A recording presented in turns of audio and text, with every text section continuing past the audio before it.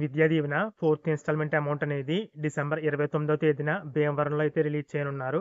ఈ అమౌంట్ అనేది ఎవరికి పడుతుంది? ఏ అకౌంట్‌లో పడుతుందని అయితే అడుగుతున్నారు కదా!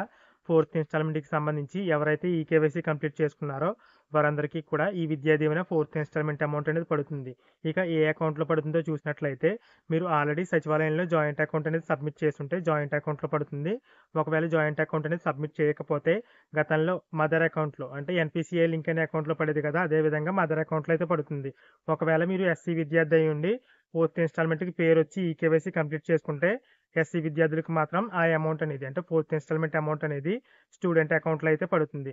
మీరు జేవీడీకి సంబంధించి 5 స్టార్ వెరిఫికేషన్ కంప్లీట్ చేయించుకోకపోయినా ఫోర్త్ ఇన్‌స్టాల్‌మెంట్‌కి సంబంధించి ఈకేవైసీ కంప్లీట్ చేసుకుంటే మీకు తప్పకుండా ఫోర్త్ ఇన్‌స్టాల్‌మెంట్ అమౌంట్ అనేది పడుతుంది. అలాగే వసతి దీవెన అమౌంట్ కూడా డిసెంబర్ 29వ తేదీన రిలీజ్ చేస్తారని అయితే అడుగుతున్నారు కదా!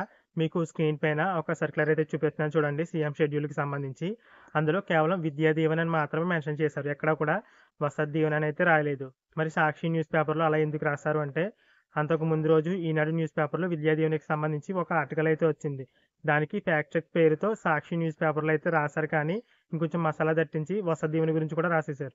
నిజానికి వసతి దీవెన అమౌంట్ అనేది డిసెంబర్ 29వ తేదీన అయితే రిలీజ్ చేయడం లేదు. ఆ రోజు మరి పేపర్‌లో ఎందుకు రాశారో వాళ్ళకే తెలియాలి. ఇక మొత్తానికి వసతి దీవెన అమౌంట్ అనేది డిసెంబర్ 29వ తేదీన అయితే రిలీజ్ చేయడం లేదు.